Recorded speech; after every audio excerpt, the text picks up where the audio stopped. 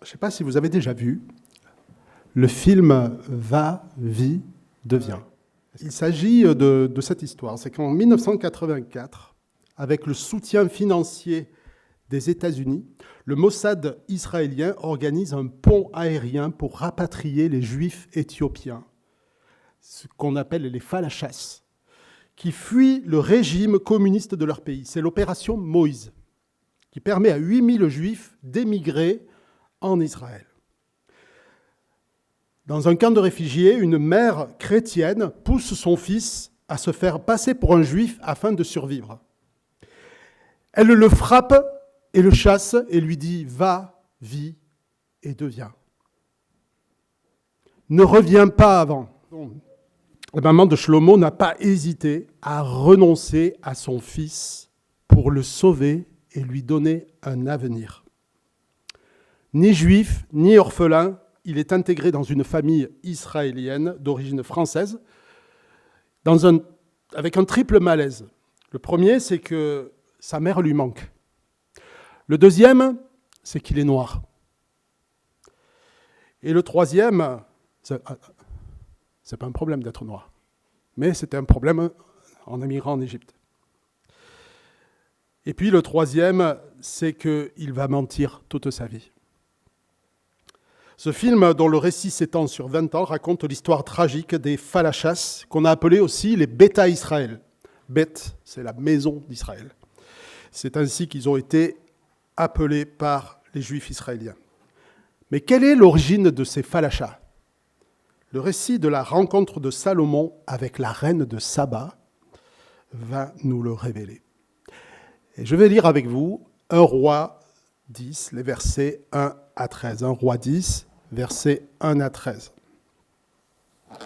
Vous pouvez le lire dans la version, en tout cas je le lirai dans la version second 21. La reine de Séba, ou Saba, apprit quelle était la réputation de Salomon et à la gloire de l'Éternel, et elle vint pour le mettre à l'épreuve par des énigmes. Elle arriva à Jérusalem avec une suite très nombreuse, avec des chameaux chargés d'aromates, d'or, une très grande quantité de pierres précieuses. Elle se rendit auprès de Salomon et lui exposa toutes ses réflexions. Salomon répondit à toutes ses questions. Il n'y eut aucun mystère pour le roi. Il lui expliqua tout. La reine de Séba vit toute la sagesse de Salomon, le palais qu'il avait construit, les plats servis à table, le lieu d'habitation de ses serviteurs, les fonctions et les tenues de ceux qui le servaient, ses responsables des boissons ainsi que les tenues de ceux qui le servaient, ainsi que les holocaustes qu'il offrait dans la maison de l'Éternel. Elle en eut le souffle coupé et dit au roi : « C'était donc vrai ce que j'ai appris dans mon pays au sujet de ta situation et de ta sagesse. Je ne le croyais pas avant de venir et de le voir de mes yeux. Et l'on ne m'en avait pas raconté la moitié. Tu as plus de sagesse et de prospérité que je ne l'avais appris par la rumeur. Heureux tes hommes, heureux tes serviteurs, puisqu'ils sont constamment devant toi et peuvent bénéficier de ta sagesse. Béni soit l'Éternel ton Dieu qui t'a choisi pour te placer sur le trône d'Israël. C'est parce que l'Éternel aime éternellement Israël qu'il t'a établi roi pour que tu exerces le droit et la justice. » Elle donna au roi plus de 3,5 tonnes d'or, une très grande quantité d'aromates et des pierres précieuses. Il ne vint plus autant d'aromates que la reine de Séba en donna au roi Salomon. Les bateaux de Hiram, qui rapportèrent de l'or d'Ophir, ramenèrent aussi une grande quantité de bois de santal et des pierres précieuses. Avec ce bois de santal, le roi fit des balustrades pour la maison de l'Éternel et pour le palais royal, ainsi que des harpes, des luths pour les musiciens. Il ne vint plus de bois de santal, et l'on n'en a plus vu jusqu'à aujourd'hui. Le roi Salomon donna à la reine de Séba tout ce qu'elle désira, ce qu'elle demanda. Il lui fit en outre des cadeaux dignes d'un roi tel que lui. Puis elle repartit et rentra dans son pays avec ses serviteurs. Jusque-là, la parole de Dieu. Je vais essayer de mettre en valeur ce texte en 3 points. D'abord, le fait qu'un roi demande de la sagesse et sa maison est bénie. Deuxièmement, un roi demande de la sagesse et les nations sont bénies. Et troisièmement, il y a ici plus que Salomon. Salomon devait avoir environ 20 ans lorsque son père David lui a donné le pouvoir. Alors qu'il venait tout juste d'être fait roi, l'Éternel lui demanda, dans une vision nocturne, « Demande ce que tu désires et je te l'accorde. » Salomon montre par sa question qu'il est humble de cœur. Il ne se sent pas à la hauteur de la tâche de gouverner un peuple si nombreux. C'est pourquoi il demande à l'Éternel la sagesse pour accomplir cette mission. L'humilité précède toujours la sagesse. Et la réponse que fit l'Éternel à Salomon pose le cadre et tout l'arrière-plan de notre texte. Je te donnerai de la sagesse et de l'intelligence, 1 Roi 3,12, si vous voulez le lire dans votre version. Je te donnerai de la sagesse, de l'intelligence comme à personne dans le passé, ni dans l'avenir. De plus, je t'accorde ce que tu n'as pas demandé, la richesse et la gloire, de sorte que pendant toute ta vie, aucun roi ne t'égalera. Donc un roi demande la sagesse et sa maison est bénie. Va-vie devient, voilà, si vous voulez voir ce film. Salomon demande la sagesse et Dieu lui donne en plus une prospérité sans égale. On peut s'étonner,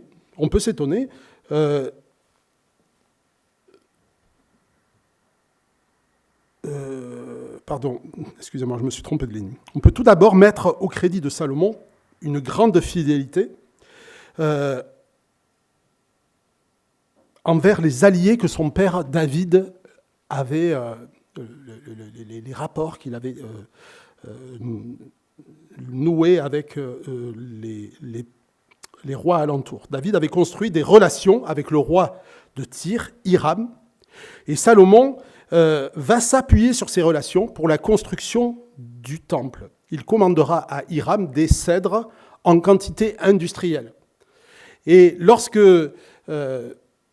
Hiram recevra cette demande, il dit « Béni soit l'Éternel, Yahvé, qui a donné à David un fils plein de sagesse pour gouverner ce grand peuple. » En fait, c'est tout simple. Les relations commerciales ont permis de maintenir la paix, gagnée à la force de l'épée par son père.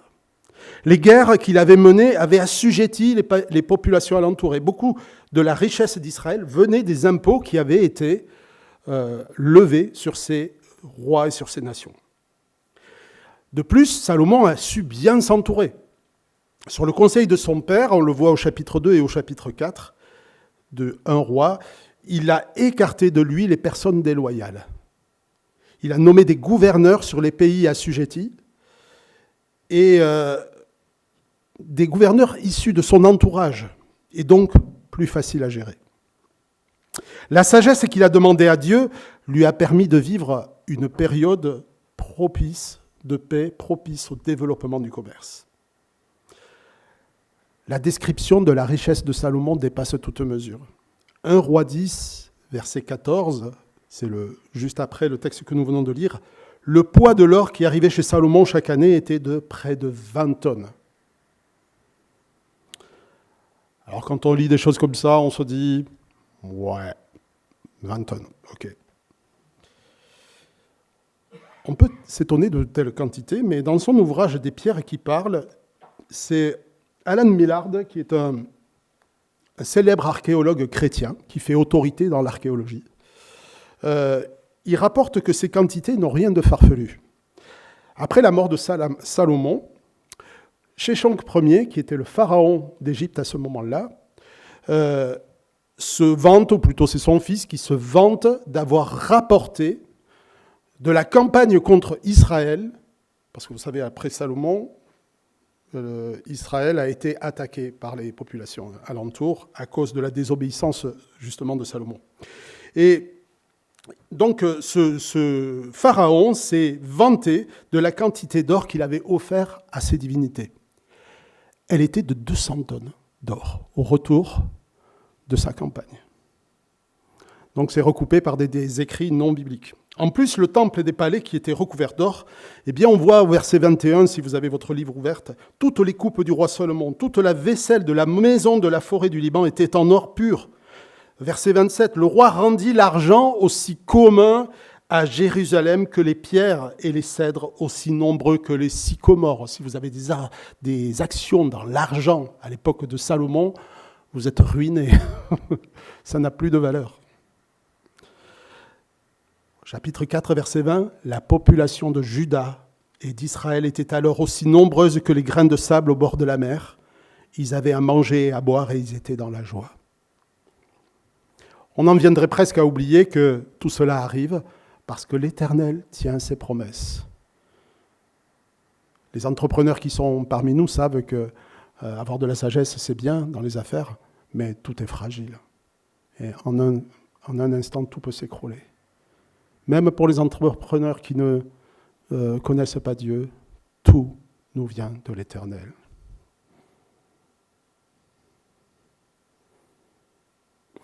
Mais ce que constate la reine de Saba, c'est que cette sagesse de Salomon est surtout une grâce qui profite à tout un peuple. Verset 8, « Heureux tes hommes, heureux tes serviteurs, puisqu'ils sont constamment devant toi et peuvent bénéficier de ta sagesse. » La Bible Semeur traduit dans un langage un peu plus contemporain qu'ils ont de la chance, ceux qui sont devant toi. Salomon n'est pas un dirigeant au service de sa propre gloire, comme c'est souvent le cas dans les écrits qu'on voit dans les écrits des rois de l'époque, mais il s'acquitte avec humilité de la mission que Dieu lui donne, et avec le plus grand dévouement. Mais le plus remarquable, c'est que la reine n'y voit pas seulement la sagesse d'un homme, mais elle y voit l'amour de Yahvé pour son peuple. Verset 9, « Béni soit l'Éternel ton Dieu qui t'a choisi pour te placer sur le trône d'Israël. C'est parce que l'Éternel aime éternellement Israël qu'il t'a établi roi pour que tu exerces le droit et la justice. » Yahvé aime son peuple et il lui a donné un dirigeant selon son cœur. Yahvé aime toujours son peuple aujourd'hui. Proverbe 15, verset 33, c'est encore de Salomon. « La crainte de l'Éternel est une école de la sagesse. Avant d'être honoré, il faut savoir être humble. » Salomon a commencé par être humble.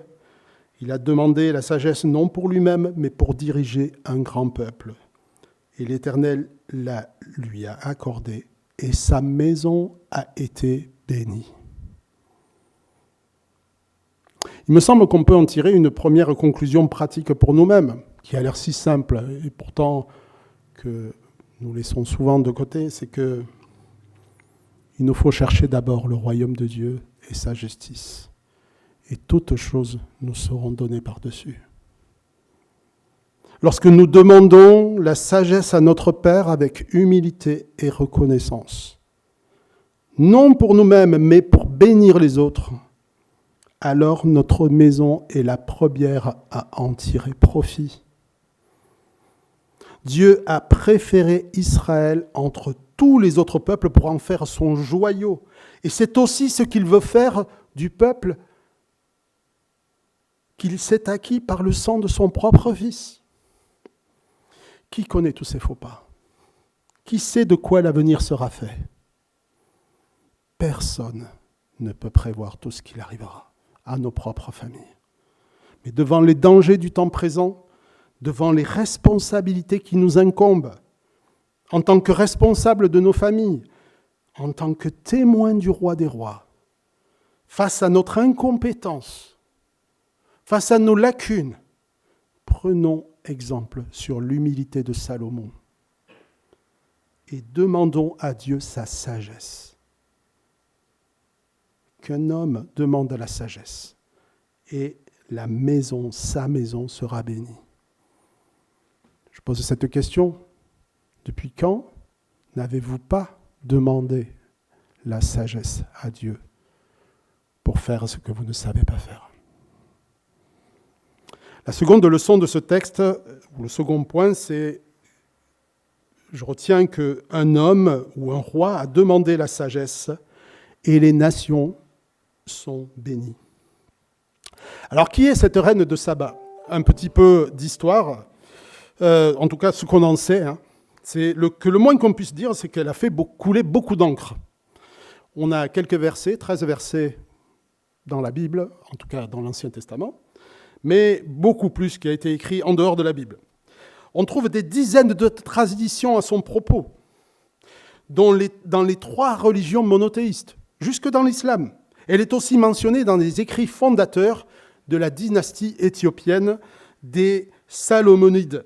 Selon un écrit du XIVe siècle, Ménélik, qui n'est pas un chanteur de rap, mais qui est un roi, Ménélik Ier, ancêtre de la dynastie Salomonide, serait le fils de Salomon et de Makeda, la reine de Saba. L'origine des Falachas, dont je parlais au début, serait donc le fruit d'une passade entre Salomon et la reine de Saba. D'ailleurs, pour certains juifs, le Cantique des Cantiques, dont vous entendrez parler, et c'est pas du tout voulu, dont vous entendrez parler la semaine prochaine, serait en réalité une histoire d'amour entre la reine de Saba et Salomon. En réalité, nous n'en savons rien. Il n'y a pas de preuve définitive.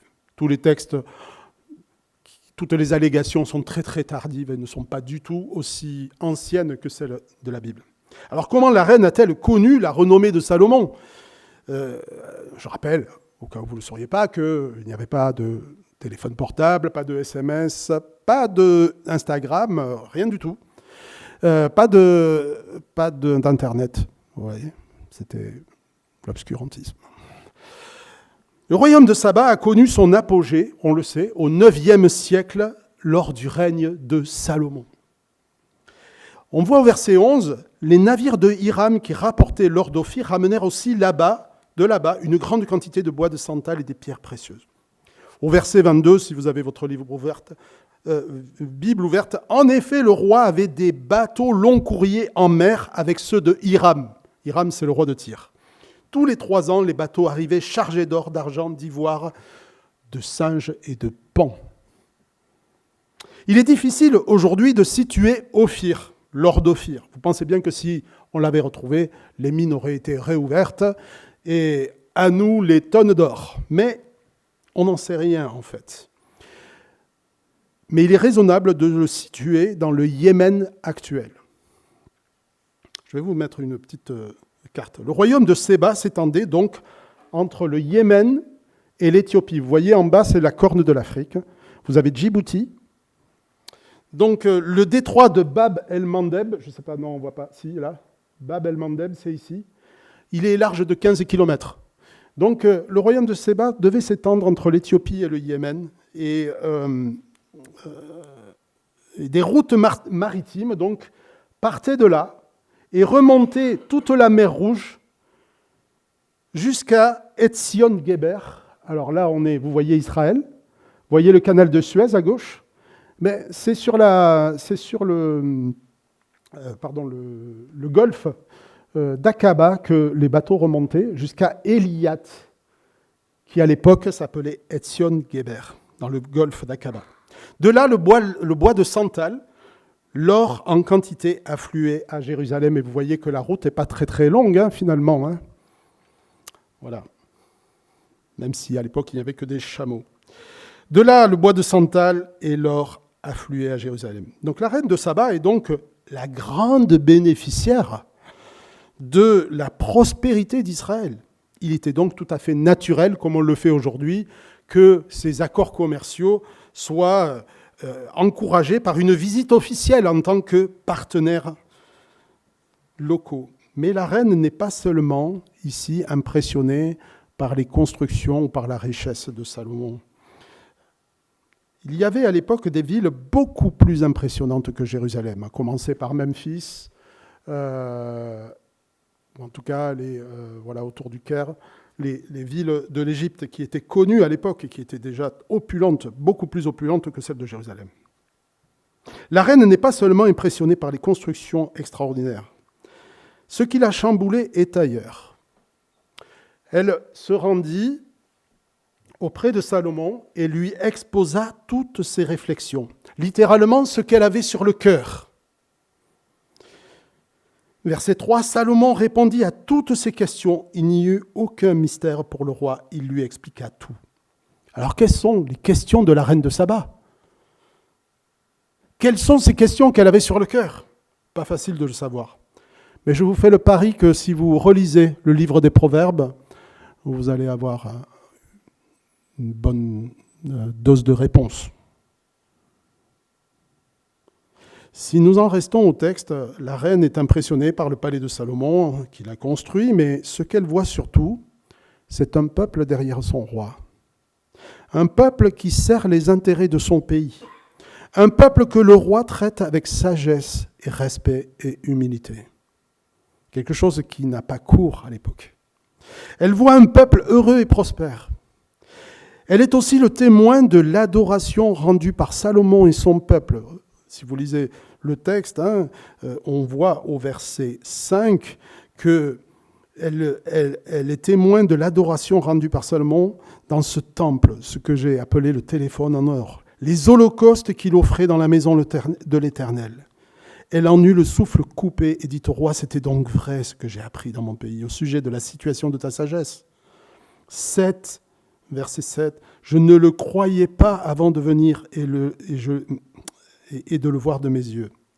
Et l'on ne m'en avait même pas raconté la moitié. Tu as plus de sagesse, de prospérité que je ne l'avais appris par la rumeur. La reine en eut le souffle coupé, littéralement, elle en perdit le souffle, tout simplement. La reine de Saba n'est pas seulement revenue les bras chargés des cadeaux de Salomon. Elle ne s'extasie pas devant la richesse.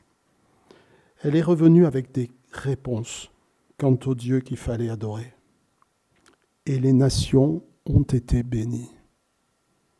C'est en tout cas ce que suggère, je crois, notre texte, mais aussi ce que suggère Jésus lorsqu'il fait allusion dans cette histoire dans le Nouveau Testament. Mais j'y reviens sur le troisième point. Il est fort probable que l'origine du judaïsme en Éthiopie ait son origine dans cette histoire, mais nous pouvons néanmoins tirer quelques conclusions. En tout cas une. Quand un homme voue sa vie au Dieu 3 fois saint, lorsqu'il lui fait confiance, quelles que soient les circonstances de sa vie, lorsqu'il demande de la sagesse à Yahvé et pas à un autre, lorsqu'il se fait le serviteur des siens selon le modèle que Jésus nous a donné, Dieu l'utilise pour bénir au-delà de sa maison. La vocation du peuple de Dieu, du début d'Adam et Ève jusqu'à la fin, frères et sœurs, à la suite d'Israël, à la suite de notre Seigneur, c'est d'être lumière pour les nations, étendard pour les peuples. Je crois qu'on a lu ça dans Ésaïe 55. Il y a beaucoup de choses qu'on a lues dans Ésaïe 55 aujourd'hui et on ne s'est pas mis d'accord. Si ton quartier pouvait prospérer et être béni parce qu'un jour tu as demandé la sagesse au Seigneur, si nous pouvions prier jour et nuit pour que dans notre quartier, notre entourage proche, notre entreprise, notre travail, nos collègues d'école, nos loisirs, dans notre ville, le Seigneur nous donne une sagesse pour bénir ceux qui nous entourent.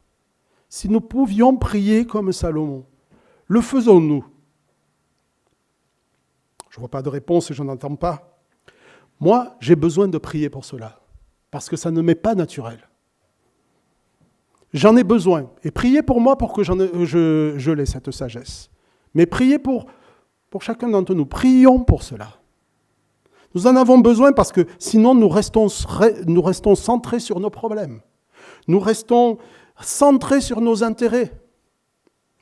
Et j'oublie que le Seigneur a un plan merveilleux auquel il veut m'associer tel que je suis aujourd'hui, avec mes forces, avec mes faiblesses, pour que les nations se réjouissent en lui. Prions pour cela, mes frères et sœurs. Qu'un homme demande la sagesse et les nations seront bénies. Notre texte pointe vers quelque chose de plus grand que la reine de Saba n'a pu qu'effleurer du regard. Mais en elle, nous pouvons dire que les nations se réjouissent. Mon troisième encouragement, vous allez comprendre pourquoi, c'est que les nations se réjouissent dans le roi, mais j'ai changé ce troisième point, c'est il y a ici plus que Salomon. Une clé de compréhension des textes de l'Ancien Testament, c'est souvent, parfois en tout cas, de s'appuyer sur ce qu'en dit le Nouveau Testament. Et cette clé, aujourd'hui, c'est Jésus lui-même qui nous l'a dit, qui nous la donne. Matthieu 12, verset 39. Jésus leur répondit, « Ces gens de notre temps, mauvais et infidèles à Dieu, réclament un signe miraculeux, un signe. Il ne leur en sera pas accordé d'autre que celui du prophète Jonas. En effet, comme Jonas resta 3 jours et 3 nuits dans le ventre du poisson, ainsi le Fils de l'homme passera 3 jours et 3 nuits dans le sein de la terre. Au jour du jugement, les habitants de Ninive se lèveront et condamneront les gens de notre temps, car ils ont changé en réponse à la prédication de Jonas. Or, il y a ici plus que Jonas. Au jour du jugement, la reine du Midi se lèvera et condamnera les gens de notre temps, car elle est venue du bout du monde pour écouter l'enseignement plein de sagesse de Salomon. Or, ici, il y a plus que Salomon. Les religieux incrédules de l'époque de Jésus demandaient un miracle, une preuve supplémentaire pour pouvoir mettre leur confiance en Jésus, pour croire en lui abandonner leur vie. Ils en avaient eu des tas, mais il leur en fallait encore un. Mais il ne leur en sera pas donné, car aucun miracle ne pourrait convaincre quiconque tant qu'il est sur le trône de son cœur. Aucun miracle ne peut convaincre quiconque tant qu'il est sur le trône de son cœur. C'est parce que, ce n'est pas Jonas, ni Salomon qui jugeront la génération incrédule de notre temps en 2025. Ce n'est pas Jonas et Salomon. C'est les gens de Ninive et la reine de Saba. Des gens, des païens, des étrangers aux alliances, des prostituées, des gens de mauvaise vie, dont personne ne fait aucun cas dans la religion établie. Pourquoi ? Pourquoi ces gens-là ? Parce que les gens de Ninive se sont repentis à la prédication de Jonas. Et parce que la reine de Saba s'est réjouie à celle de Salomon. Parce qu'elle a été témoin que Yahvé aime Israël. Et elle l'a proclamé et elle a loué Dieu. C'est parce que l'Éternel aime éternellement Israël qu'il t'a établi roi pour que tu exerces le droit et la justice. Jésus condamne ici l'incrédulité, la propre justice, l'indifférence de ceux qui se drapent dans leur religion mais refusent de changer leur cœur. Quelques siècles plus tard, un homme rentrait chez lui, assis sur son char, venu de son lointain pays pour adorer Dieu. L'eunuque éthiopien, administrateur des biens de Candace, une autre reine qui a vécu 1000 ans plus tard, reine d'Éthiopie, et il lisait le prophète Ésaïe. Et tandis que son cortège avançait lentement sur une route déserte entre Jérusalem et Gaza, comme on peut en voir encore aujourd'hui, il rencontra Philippe, qui n'était pas censé être là. Et Philippe lui dit, « Comprends-tu ce que tu lis ?» Et lui de répondre, « Comment le pourrais-je ?» répondit-il, « Si je n'ai personne pour me l'expliquer. Explique-moi, s'il te plaît, de qui il est question. Est-ce de lui-même que le prophète parle ou de quelqu'un d'autre ?» Alors Philippe prit la parole et partant de ce texte, Ésaïe 53, 2 chapitres avant Ésaïe 55, partant de ce texte, il lui annonça ce qui concerne Jésus. La reine de Saba et l'eunuque éthiopien ont ce point commun d'être venus de loin à Jérusalem.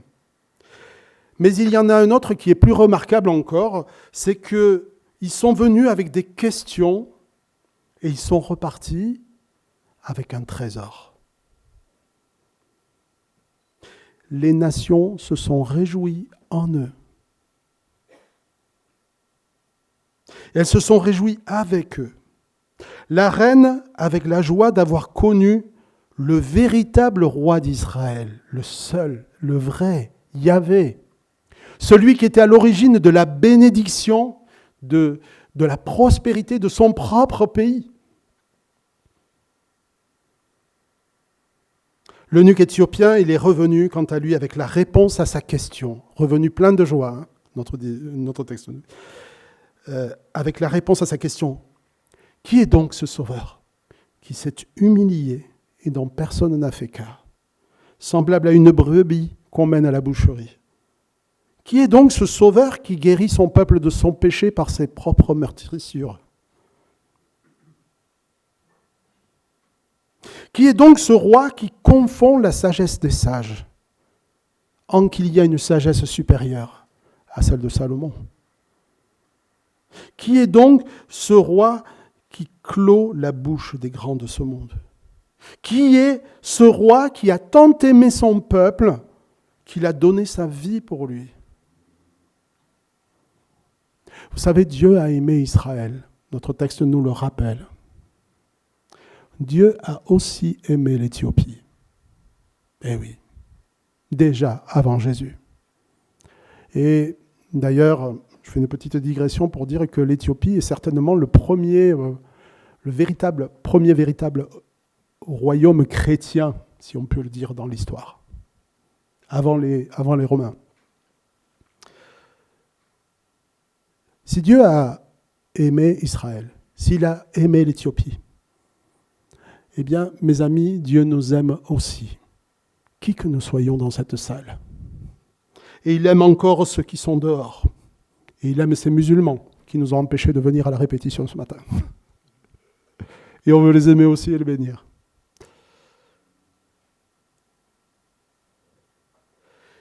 Il nous a aimés parce qu'il y a ici plus que Salomon. Notre Seigneur nous a donné celui qui faisait toute sa joie, afin que par sa pauvreté, nous soyons enrichis. Vous savez, dans cette histoire, va-vie-devient, il y a cette maman soucieuse de l'avenir de son fils. Elle abandonne tout ce qu'elle avait et elle l'envoie et elle renonce à son fils pour qu'il soit sauvé. Et il y a quelque chose de mosaïque quelque part. C'est un Moïse, ce Salomon, Shlomo. Et il y a quelque chose de l'évangile là aussi. Mais je ne veux pas faire l'exégèse d'un film, mais plutôt nous rappeler une chose, c'est que notre Seigneur nous a donné celui qui faisait toute sa joie afin que par sa pauvreté, nous soyons enrichis. Par sa sagesse, nous recevions des trésors de sagesse et de connaissance. Et que par sa mort, nous soyons rendus à la vie. Parce que Jésus-Christ, notre Seigneur, s'est humilié jusqu'à la mort. Dieu l'a souverainement élevé et lui a donné le nom qui est au-dessus de tout nom, afin que tout ce qui est dans le ciel, sur la terre et sous la terre, et toute langue confesse que Jésus-Christ est Seigneur à la gloire de Dieu le Père. Combien Dieu nous a aimés pour placer un tel roi sur le trône de son peuple, nous. Qu'ils en ont de la chance, ceux qui se tiennent chaque jour devant sa face pour prier et lire sa parole. Qu'ils en ont de la chance de recevoir sa sagesse. Alors je voudrais rappeler 2 exhortations pratiques. La première, c'est que nous devons aller chercher à la source ce qui nous manque. Parce que nous avons un tel Père qui nous a aimés comme il a aimé Israël, eh bien, demandons lui aussi la sagesse et la connaissance pour accomplir nos missions, bénir nos maisons et bénir les nations, en rendant gloire à notre Dieu. Deuxième exhortation, c'est que nous avons un grand privilège, chers frères et sœurs. Apprenons, et je crois que notre existence ici-bas, c'est d'apprendre cela. Apprenons à trouver une joie parfaite dans ce roi parfait. Salomon a enrichi son peuple par sa sagesse et la prospérité que Dieu lui a donnée. Mais Jésus nous a enrichis par sa pauvreté. Il a accepté de se dépouiller et nous a donné un chemin et il nous donne des trésors de sagesse et de connaissance. La sagesse de Dieu, elle se tient dans ce verset qui me touche beaucoup en ce moment. C'est celui qui veut sauver sa vie la perdra. Et celui qui perdra sa vie à cause de moi la gagnera. Il n'y a pas d'échappatoire à l'Évangile. Prions afin de saisir combien son amour long, large, élevé et profond. La véritable joie qui se trouve en Jésus se vit dans ce verset, lorsque nous vivons ce verset, dans nos vies, dans nos petits renoncements et dans nos grands renoncements. Il n'y a pas de petits renoncements devant Dieu, il n'y a que des idoles qu'il nous faut abattre. Prions afin de saisir son amour. Il y a ici plus que Salomon. Que le Seigneur vous bénisse. Amen.